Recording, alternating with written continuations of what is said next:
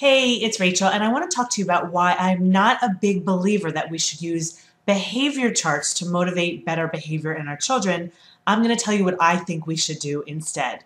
So I want to start by telling you that I was recently meeting with a parent whose child was struggling because she was in an elementary school where they were using behavior charts. So her daughter was trying really, really hard to get on the green section of the behavior chart.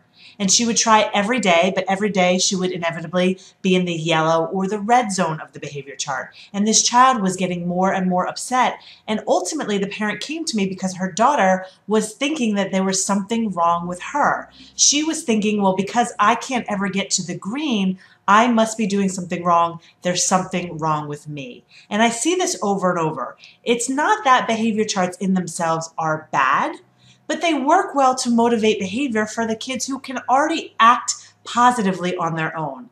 But the truth is that kids who are misbehaving are often doing so because they don't know how to do something different. They don't have the tools to behave more positively, and behavior charts do not give our children those tools. So, for example, if there's a child who's getting in trouble because she keeps talking to the people around her, well, there are actually some tools that she's missing in order to be able to stop talking. That child needs to learn how to control her impulses, and she needs to learn how to deal with the monotony of potentially having nothing to do. Let's say she's finished her work and she's just sitting there. Well, her impulse might be to start talking to her friends around her, and she needs to know how to do something different.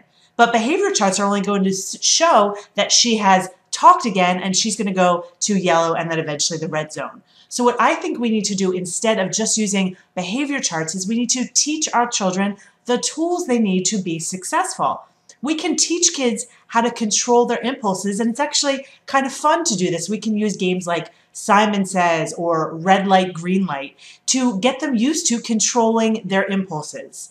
We can also teach them how to entertain themselves or engage themselves when they are bored so that they're not bothering other kids. For example, we could say to this little girl, if you're done with your work, why don't you make up a song to the tune that you already know, like make up different lyrics to Twinkle, Twinkle, Little Star. And as she's making up that song in her head, she's not going to bother the kids around her because she has learned how to keep herself engaged. And if you think about it, behavior charts are really external motivators. And I want kids to learn how to be internally motivated to act positively.